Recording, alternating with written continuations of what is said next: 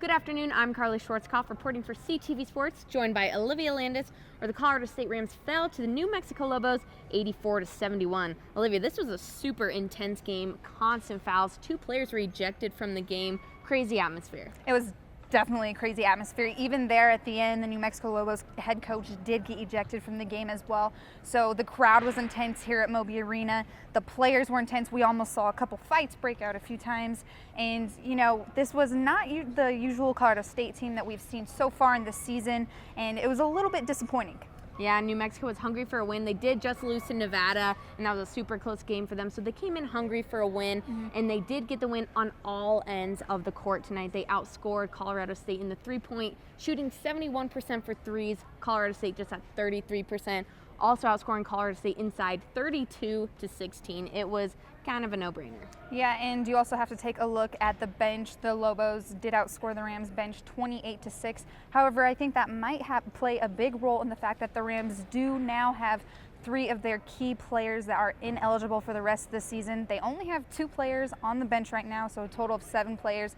That might play a big role in why these Rams have been having to adjust. You know, they have less players, and they're going to have to learn how to play together with the people that they have. Yeah, absolutely. Them losing 3 players is huge, especially Devakio Butler and Che Bob, who are great point guards for Colorado State. They really have to rely on their big guys now, Nico Caravaggio and Braden Koliker, who really have to step up. They struggled a little bit with that tonight, but during conference play, I could see them improving.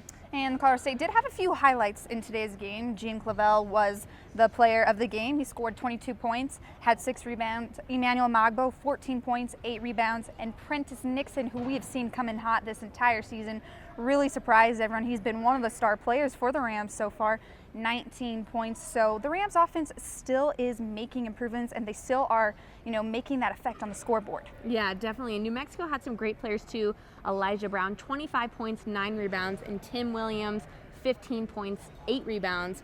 They really played well. They had 4 players in the double digits. Colorado State had only 3 players in the double digits, so that also affected the outcome of the game. And although the Lobos did out-rebound the Colorado State did still have high rebounding, 29 total rebounds, whereas the Lobos had 39. So Colorado State was still in there defensively. We did see a lot of actually really good defense on the Colorado State side, especially in that second half when things were getting a little bit more aggressive than we saw in the first half. So Colorado State still was able to hang in there. Yeah, and you have to give Colorado State, some credit. They are playing virtually a whole new team. They're really just learning again for conference play. So they did play well, but New Mexico is, a sound team. They played great all season together, so it was just a little bit harder for Colorado State.